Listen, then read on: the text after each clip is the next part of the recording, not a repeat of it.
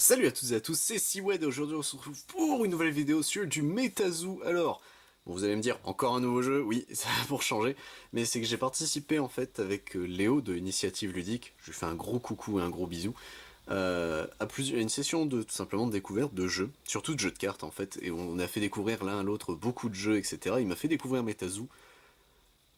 Alors, je suis pas tombé amoureux, mais j'aime énormément le jeu. Il a ce côté oldies. De toute façon, vous allez le voir au design. Hein. C'est pour ceux qui connaissent MetaZoo, je pense que vous allez être d'accord avec moi. Pour ceux qui vont le découvrir avec la série de vidéos, parce que j'ai peut-être un peu crackers mon slip.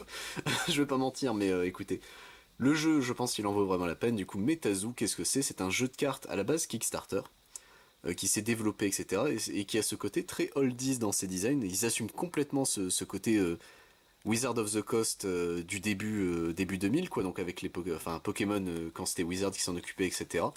Et écoutez, on va découvrir ça, du coup là c'était une release event box, donc basiquement un pack d'AP, de ce que j'ai compris. Et du coup nous avons dedans 39 pages, donc 39 cartes, une carte scellée, enfin une carte holographique promo, un rulebook et 3 boosters, donc écoutez on va pouvoir s'ouvrir ça tranquillou bilou. Je l'ai déjà dépioté afin de pas trop galérer, hop, voilà, tac. Et écoutez, qu'est-ce qu'on a donc là-dedans? Hop, voilà, donc ça c'est bon. Alors, nous avons le petit rulebook qui est en papier, alors qui est vraiment en papier, comment ça s'appelle? Ah, j'ai plus le nom. C'est pas verglacé, c'est... Enfin, vous savez, ce style cartonné, c'est du papier recyclé, voilà, c'est bon, j'ai retrouvé le nom. Qui, bon, a l'air quand même assez complet, je vais pas mentir qu'il y a beaucoup de choses à comprendre.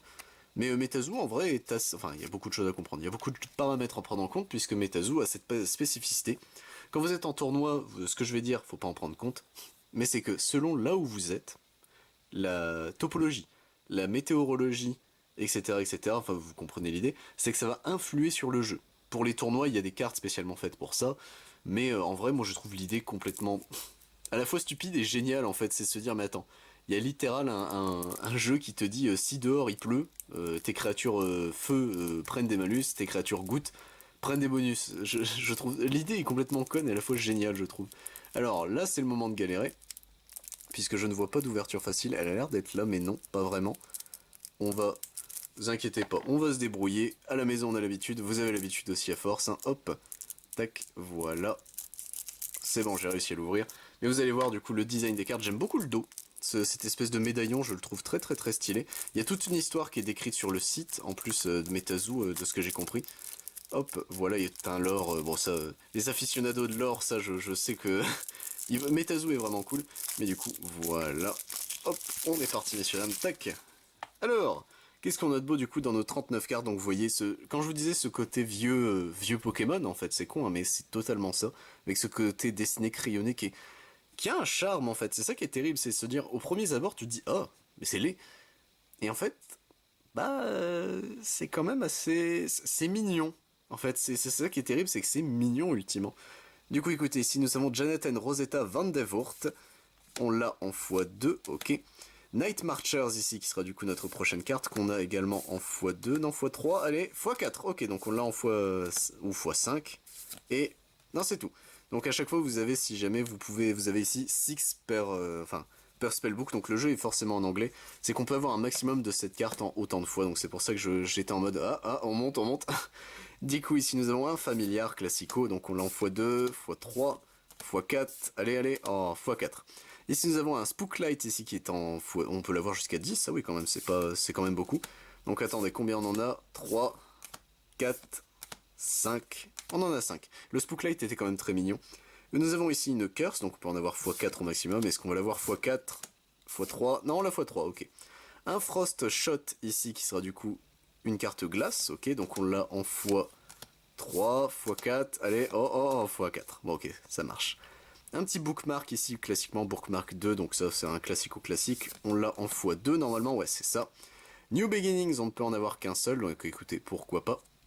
Hop, et nous avons ici un Fog, ok. Et je pense qu'on va arriver, ouais. Donc on a 2 Fog, ok, point barre. De la Spirit Aura, ça on en a un petit peu plus, je pense, ouais. Donc 1, 2, 3, 4, 5, 6. On en a 6, et du coup il nous reste le Frost Aura, qu'on a en x5. Ok, donc en vrai le design, bon ça c'est basiquement c'est les terrains du jeu, hein, si vous vous demandez. C'est peut-être le Spirit Aura est encore très stylé, donc je pense si jamais Léo surpasse par là, j'essaierai de me faire un deck Spirit Aura, c'est promis. Mais en vrai c'est quand même... Il y a ce côté très oldies. Alors en termes de texture de carte, si vous posez la question, c'est de la même qualité, je dirais, que Magic, mais pas le Magic ou Pokémon récent, le Magic plus vieux. Vraiment, il y a... Je saurais pas le décrire, mais il y a cette sensation de vieux dans les cartes, alors que c'est un jeu qui date de 2019-2020, je crois, Metazu. Peut-être 2018. Lancé en 2018, le projet, mais je crois que c'est arrivé 2020. Si je ne me trompe pas, bien sûr. Ça, c'est toujours la même chose. Hop. Ensuite, nous avons ici Takria Suit, ici, qui sera du coup donc notre promo. Et du coup, messieurs, dames, il ne nous reste plus que les boosters, donc Wilderness, donc c'est la première édition, c'est ça, si j'ai bien compris, Cryptid Nation, donc écoutez, hop, on est parti, donc lequel on va s'ouvrir en premier? Bon, écoutez, on va pas se faire chier, on va commencer par le premier qui vient, hop. Alors, tac, voilà. Est-ce que ça s'ouvre par le dessous, par le devant? Je ne sais pas. C'est assez dur ces boosters là, j'aurais peut-être dû utiliser, j'utiliserai des ciseaux pour le prochain, hop, voilà. Tac, ça c'est bon. Et écoutez, récupérons les cartes. Vite, vite, vite, vite. Hop, et écoutez, on va voir s'il y a un système de rareté. Tuc, tuc, tuc, tuc, on va bien voir. Du coup ici, Explosive Rabbit, il est plutôt stylé. Lightning Strikes Twice, Primordial Ooze, White Screamer ici, Aura Borealis, Survival Instinct, Ugag, le Ugag, c'est lui. Golden Beer ici, il est plutôt stylé, donc ça je suppose, ouais, le système de rareté ça doit être indiqué ici. Ça j'avoue que j'ai pas trop regardé. Hop, Golden Haired Girl ici, ok. Hornet Token, et du coup une Full Moon. Et ah pardon, j'avais pas vu Cosmic Aura, donc ça fait 1, 2, 3, 4, ok donc 4 et on remet la cinquième dans le fond. Ok, bah écoutez, on va essayer de faire ça, hein. Hop, on est parti messieurs dames, donc cette fois-ci je vais utiliser les ciseaux, ce sera beaucoup plus simple. Hop, voilà. Comme quoi, des ciseaux, ça règle quand même beaucoup de problèmes. 1, 2, 3, 4. On est parti, messieurs, dames, avec ici, du coup, un Snollygoster. Ok, il est marrant, ce truc.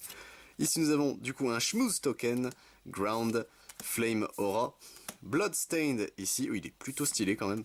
Hiding in Fakets, Pearl of Desire, Shockburn, Janet and Rosetta Van de Voort. Ça, on les connaît.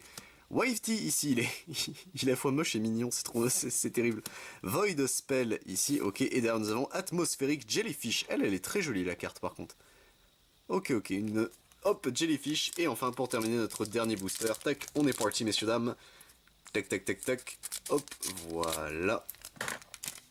Et écoutez, on est parti, le dernier booster. 1, 2, 3, 4, c'est parti. Alors nous avons ici du coup Cumberland Dragon ici, donc plutôt stylé. Nest Token, Whiteout Snowing, ok. Frost Aura, Anti-Potion Potion, d'accord, c'est une potion d'anti-potion. Hidden in Thickets, Primordial Ooze, Selbiville, je vais pas y arriver. Selbiville, ok. Selbiville Swamp Monster, El Verde Entity, Spirit Veil ici, plutôt, c'est le train fantôme, c'est le train de FF6, c'est très drôle.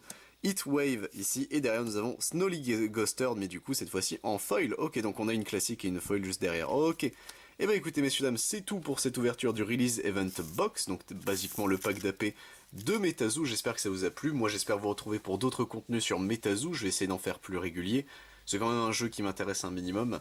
Et écoutez, si jamais ça vous intéresse, en plus de ça, je ne fais pas que ça sur la chaîne. Je fais également du Bakugan, du Digimon, du Dragon Ball Super, du Final Fantasy, du Lorcana dès qu'il sera disponible, du Magic the Gathering, du One Piece, du Pokémon, du Yu-Gi-Oh! Et du Yu-Gi-Oh! Rush Duel. C'était Siwed. A plus tout le monde.